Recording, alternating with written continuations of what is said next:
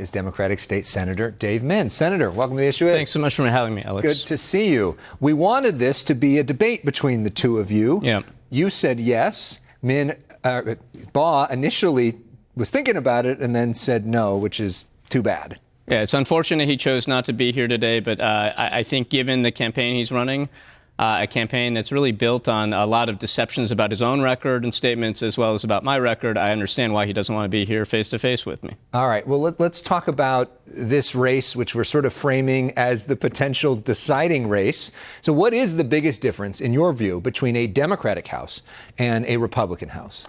I mean, the biggest difference is that a Democratic House might actually get something done. This particular Republican House is going to be famous or infamous for being the worst Congress in the history of Congresses. And it's a low bar here, but they have done nothing other. They've spent much more time focusing on Hunter Biden's genitalia than they have focusing on the problems that people are actually facing, rising costs. They refused to pass a bipartisan border bill. They've refused to address the real problems that Americans, Orange County families are facing.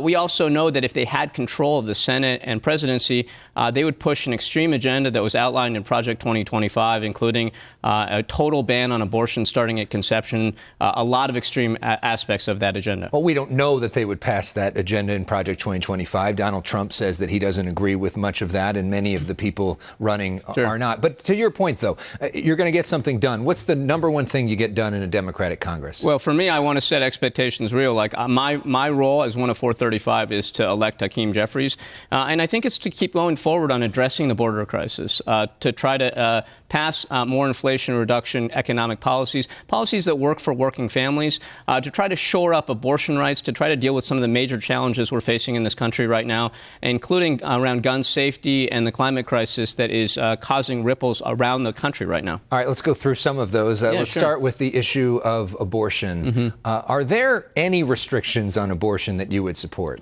Sure. I think the restrictions that Roe v. Wade imposed, I think, sliding scale, including much stricter scrutiny and states being allowed to regulate more in the third trimester.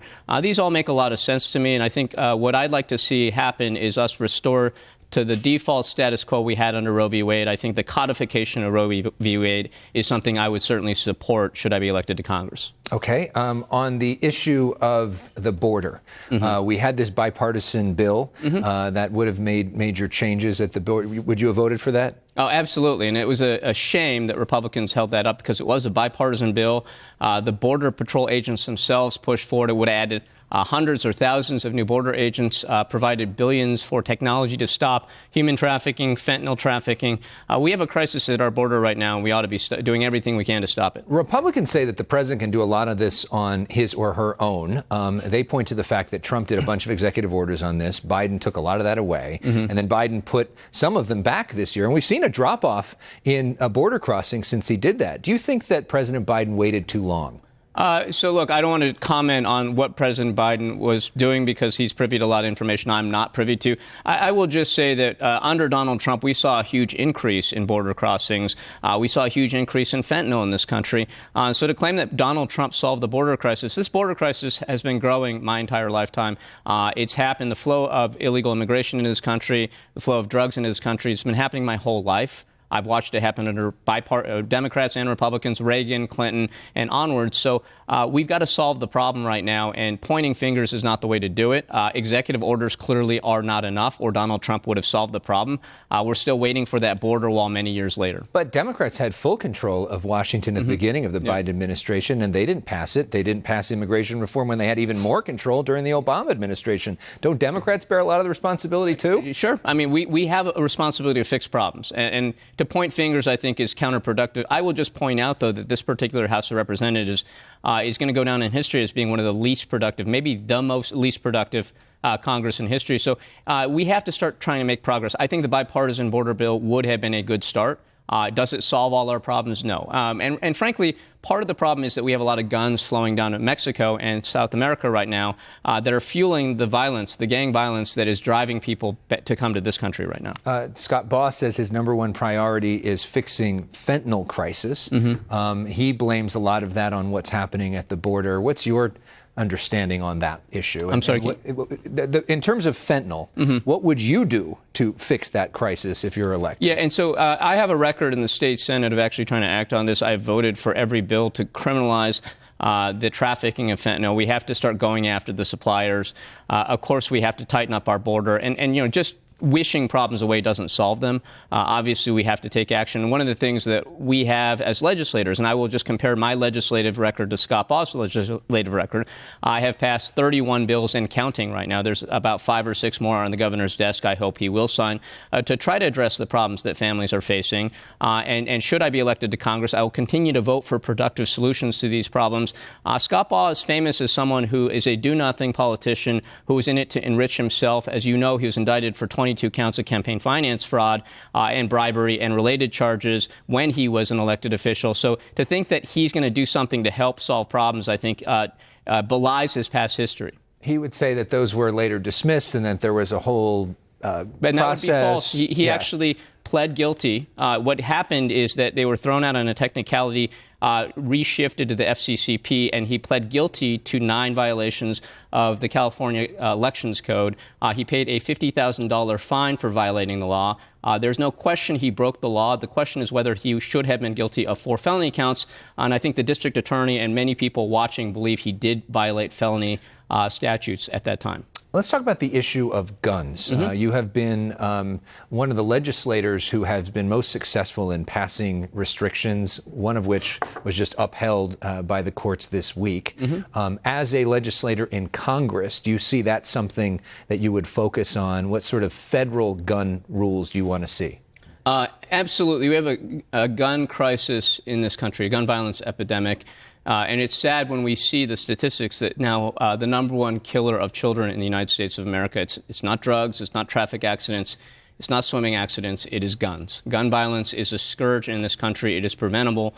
And I think we have to start with the common sense solutions of limiting access to weapons of war, having more robust background checks, preventing people who are high propensity murderers and criminals, including those who have committed domestic violence, from having access to guns. But when we make it so easy that 13-year-olds can go out and get an arsenal of AR-15s and Glocks and weapons that in other countries are reserved for soldiers, for professional members of the Army and armed services, we allow everyone in this country to have that, and we're surprised that gun violence is at epidemic levels. It's common sense, I think, and we need to start pushing back. And I'm proud to have the support of every gun violence prevention group in this race.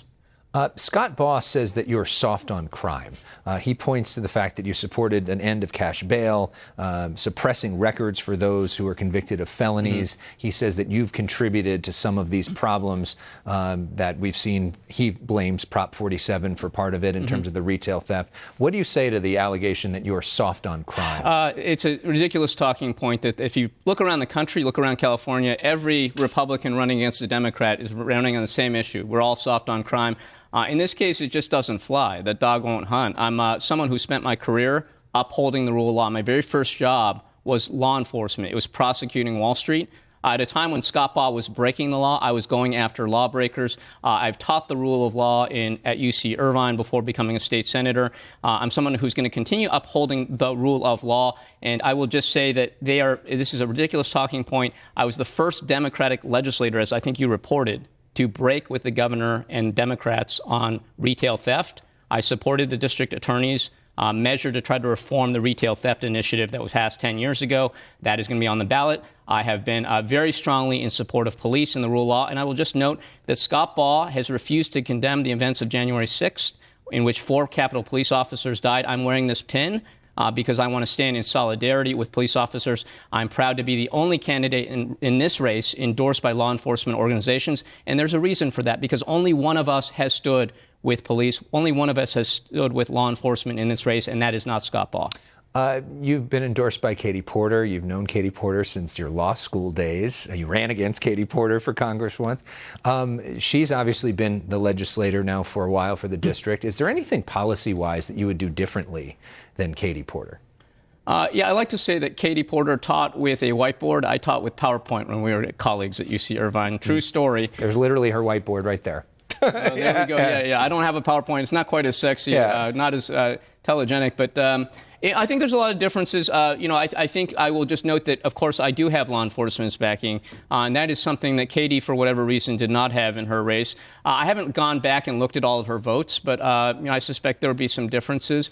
I'm strong, like her, on the issues of abortion rights, on climate, on guns, and on standing up to hate. And that is something that I think Katie Porter did that was underappreciated at a time when hate, when xenophobia, when attacks on people based on their racial, ethnic, religious, or other identities are at an all-time high in our lifetimes.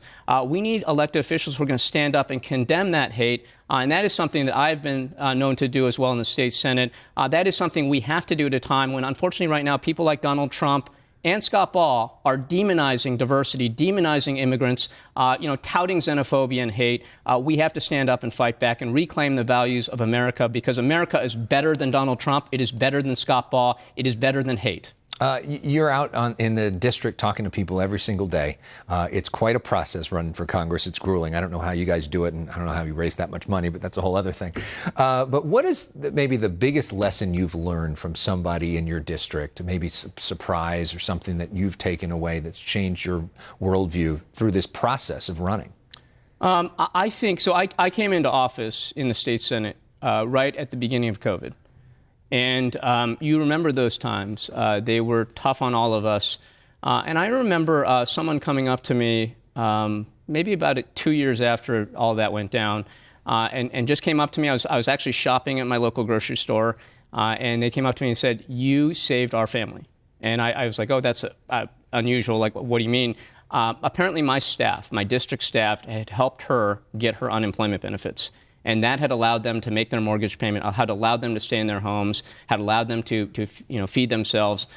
We were able to get their EDD, and we remember the unemployment system here in California was having lots of problems. But my staff has helped over 4,000 families get EDD benefits during that time period. And it was just kind of an eye-opening shock to me. We all talk about the importance of public service, the importance of trying to help other people. But to see that viscerally, to feel like that we actually potentially saved someone from a very dark alternative path, that was the power of public service. That was just amazing, an amazing moment for me. It made me really emotional about the role that we can play when we try to do good things through our public institutions. So if you had to make a real short, concise closing argument, what is it? Look, the values here are very clear. You have a candidate in me who has a record of serving the public versus someone who has spent his career trying to enrich himself. You have clear differences on the abortion issue. You have someone who is 100% backed by Planned Parenthood versus someone who wants a federal blanket ban on abortion starting at conception with no exceptions. And you have someone who is fighting MAGAism versus someone who has literally said he is 100% with Donald Trump, who has refused to acknowledge Joe Biden. Scott Baugh has refused to acknowledge Joe Biden as the rightfully elected president of the United States. He does not believe in evolution. I believe in science. So there's very clear differences in this race. I hope voters will see past the lies and deception and the fear-mongering of my opponent and vote for progress, vote for hope, vote for a better future, because that's what this election is ultimately about. And just for the record, Baugh would say that he is personally opposed to abortion but does not support abortion restrictions. That's what he says. And he has said that, and that is probably why he's not here, because we actually have the receipts. And so, as you noted, Scott Baugh ducked our debate because he is trying to refashion himself and take back and mitigate statements he's made. But he actually told NBC News in August of 2022 he supports a federal ban on abortion. He has said repeatedly that he does not support abortion in any form, that life begins at conception. He supports a blanket ban on abortion. He, in fact, was named on the Orange County pro-family candidate list 4 times, 2008, 2010, 2012, 2018, as supporting an abortion ban, a federal abortion ban with no exceptions for rape or incest. So he, of course, is trying to backtrack right now. He's not debating me for a reason, because he is lying about what he has said in the past, and he does not want to be called out on it. Okay, let's end with something fun. So that was kind of fun for me. This is personal issues, which is what we do. 30 seconds on the clock. Your favorite cultural things. First thing that comes to mind. All right, ready? Sure. What's your favorite TV show? Oh, geez, right now, I got to say the Game of Thrones spinoff, which I'm forgetting the name, House of the Dragon. Yeah. Favorite movie? Oh, shoot, it's got to be Zoolander. Oh, okay. Band or musician? I am listening right now to an old school band called The Wedding Present from the 80s, like British punk. What's your favorite restaurant in Orange County? Oh, shoot, there's so many to choose from. I think my family and I appreciate hot pot nowadays. Our kids are really into it. And who is your role model? My role model is really my mom. My mom was someone who grew up, had adversity her whole life, and I only appreciate this now as an adult, but through her career, she was one of the leading semiconductor executives in her industry. She worked at some really amazing companies and really hit a glass and bamboo ceiling.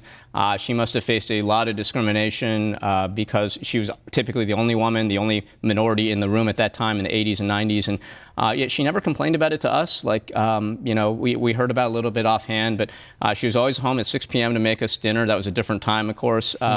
And she is amazing. So thank you, Mom. All right. Shout out to Mom. That's a great way to end. Thank you so much, Thank Senator. you, Great to see you. Different view. Scott Baugh when we come back. You're watching The Issue Is.